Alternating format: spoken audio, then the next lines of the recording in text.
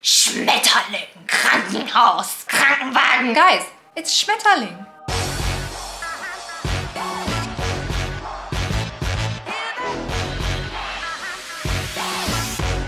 Hello, and welcome back to my channel. If you've not been here before, I'm Jenna, a Canadian who's been living here since 2014 in Germany, and I share all of my cultural shocks and tips and tricks over here on this channel. But if you are moving to Germany, I've also included down below a free checklist. This is a 12 step-by-step checklist that will teach you how to move to Germany affordably and also how to save a huge chunk of time on the added stress that comes with relocating to Germany. Of course, you'll also find many more tips over on lifeingermany.com. But let's sit back, relax, and enjoy the show today, shall we? With Valentine's Day coming up, I decided I wanted to talk about why did I really marry my German husband, when some of you might already know he is like the furthest from my type of guy. I'm not gonna get into who my type of guy is, but let me tell you, it is definitely far from German.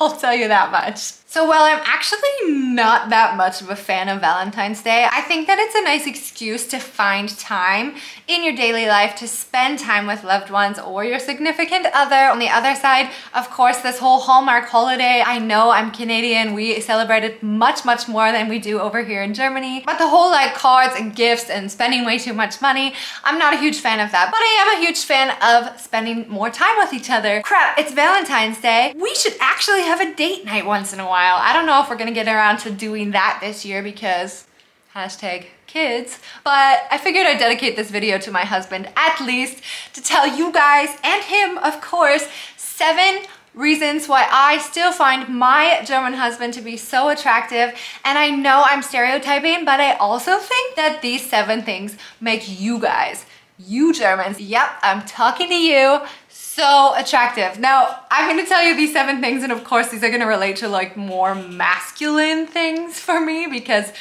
it's my husband. But that's not to say that a lot of these don't actually apply to women as well. Okay, I'm gonna start right off the bat with something that I've already mentioned in another video. That was actually one that I did a collab with Jess and Seb about, and I believe on my channel it was the things that I love about dating a German, and on their channel we did one that was the things we hate about dating Germans, so definitely go check those out too. I will link both of them below. But one of the things that I mentioned was their style. I really like the European style, and I know a lot of you are like, Germans? Stylish? What are you talking about? Have you never been to Spain? Have you never been to France, Jenna? But let me say, guys, I'm coming from Canada where we literally live in Roots sweatpants. Roots is a brand that we mostly all adore. I love it.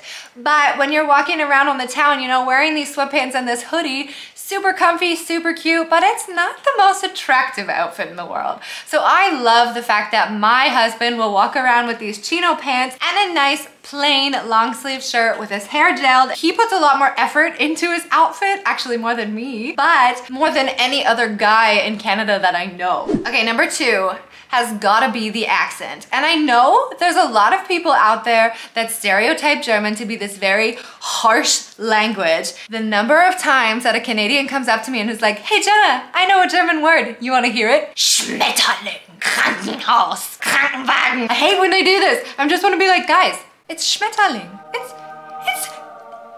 freaking Schmetterling. But I'm here to tell you guys, I think the German language and the German accent is actually super attractive, especially in males. Actually, that's not true. I think both is super attractive. I actually really like it when females speak German because I find it so sweet and so dainty. And I know that's literally the opposite of what people assume the German language is like. I think that they always come across so well-behaved, so intelligent, and so lovely. And then of course I also mentioned the German accent. So that's like the German accent when they're speaking German, but also the German accent when they're speaking English. If you are German and you're watching this and you're like, I'm a little bit scared to speak English, don't be scared. I know I'm not the only one that finds this accent so cute, super attractive. I think it's really cool. So don't worry, just speak.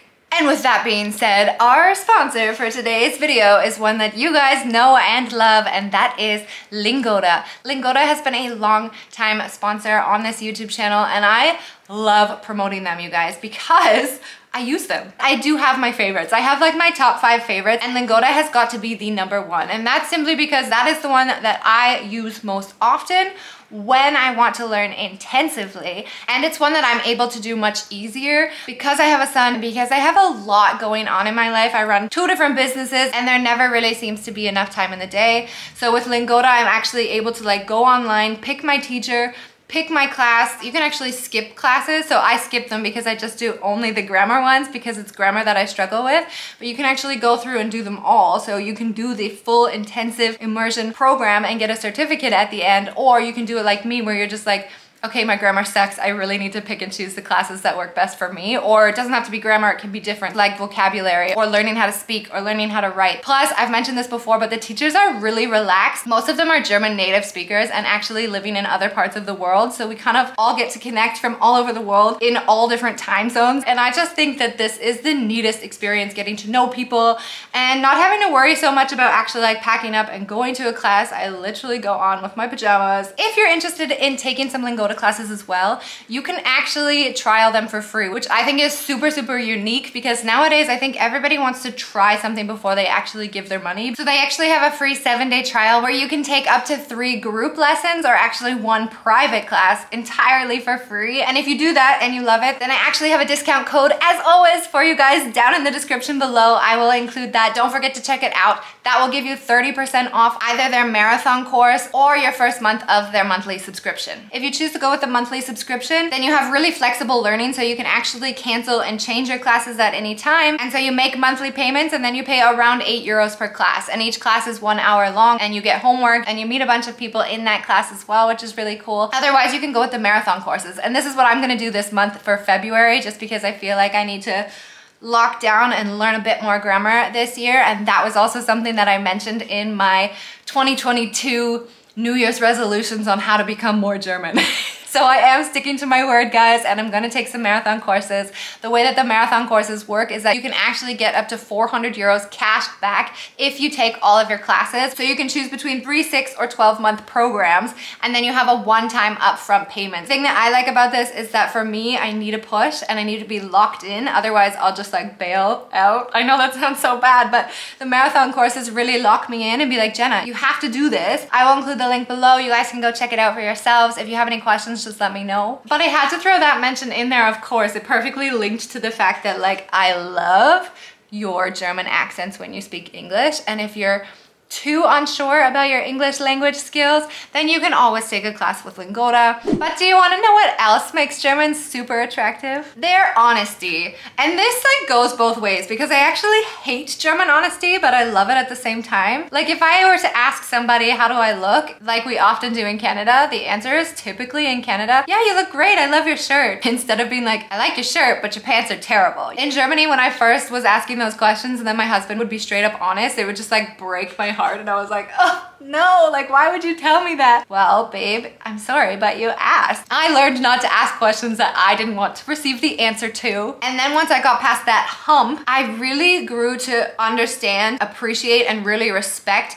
German honesty. It just saves so much time. Like I'm talking about something as simple as you go to a friend's house and they're like, oh, do you want something to drink? Well, a Canadian would typically be like, oh no, you know, I don't want to make a big hassle. I don't want to make you get up and go to your kitchen and prepare me a drink. But like a German, if someone was like, oh, do you want a drink? They'd be like, yeah, I'll have a coffee, you know? And they don't worry about it being a hassle because they're like, oh, well, you asked, so clearly it's no Umweg, like it's no issue, right? I really do find this to be a super attractive trait because it also kind of shows that Germans have this level of confidence, and confidence always looks super sexy. But on the other hand, another reason why I find Germans to be so super attractive is because of their modesty. So they're confident, but they're also super modest. We have like these hockey pigs. I don't call them hockey pigs. Well, I just called them hockey pigs. I literally just said it. A lot of boys, hockey boys, have the tendency to be players. I think that a lot of Canadian guys have this like super macho complex where they feel the need to like show off their masculinity. And I feel like not just in Germany, but in Europe as a whole, I really find that people appreciate their bodies a lot more, respect themselves a lot more, and don't need to prove that they're so masculine. They're just like, whatever. They actually thought that my husband was gay when I met him.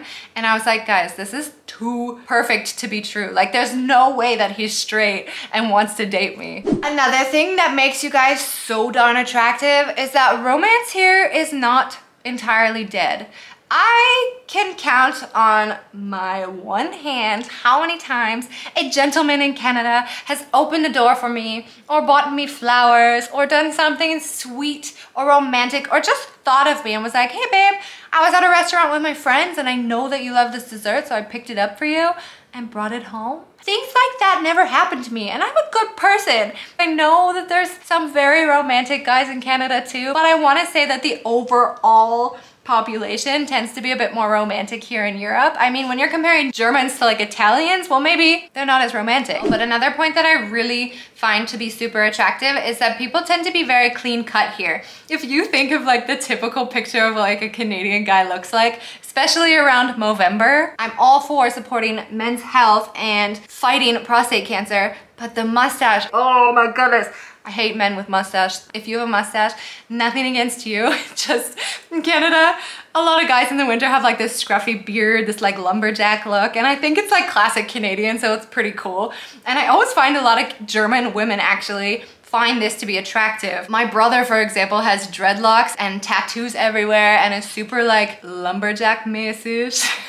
Can't even say that. All of the German girls I know are like in love with my brother. They think he's the sexiest man on earth, and I'm just like, excuse me, my brother? Anyway, I really like that in Germany a lot of the men are quite clean cut. Nicely shaved, their hair's gelled back, and they have wonderful soft skin. And for me guys, the cherry on the cake is definitely the fact that I find German husbands, German dads, to be the most unbelievably attractive people in the entire planet. Not every German dad, but a lot of German dads, especially in Düsseldorf, are family men. Like, they are through and through family men. They support their family to the end of the world and back, and they are so proud to be fathers. So obviously this is an important aspect for me because I have a child with a German man. Actually, I would say that my husband could even step up his game because there's other German men walking around in their little like carrier with their newborn babies, letting the mommy sleep at home. I mean, obviously when you look at the picture from outside in, it looks a lot more sincere and lovely and charming than it does like in reality. The mom is probably like dying at home and being like, he took the sleeping baby and I'm stuck with these like 3 other rugrats. But I find a lot of German men out at the playgrounds who we're able to then meet up with and get to know each other every time we go to the park, and I just think it's really nice. But in Canada, I find that I don't get to talk to daddies about kid stuff because they're still very much involved with their social life, whereas the mom has to give up her whole social life, and I think it's a lot more equal here in Germany, and that both parents take a huge chunk of responsibility. I also obviously really like that we have the Elternzeit and that we can split it entirely if we would like to. I think it's becoming more and more of a norm here in Germany, and I really, really love that. Okay, you guys, that was just perfect because my camera just died. That was basically it. Those were my 7 points. That's all I wanted to say. So I also want to say a really big thank you to you guys because sometimes I don't think I realize how many subscribers 25,000 people are in reality. Like, if you look at that number in real time, it's like, holy crap, guys, like this is so cool. It's so exciting. And today in Düsseldorf, I met the very first person who recognized me, not for running Life in Düsseldorf, because Life in Düsseldorf is quite a bigger platform here in Düsseldorf, and it's a smaller city, so it's not as surprising when someone sees me on the street and asks me if I am who I am.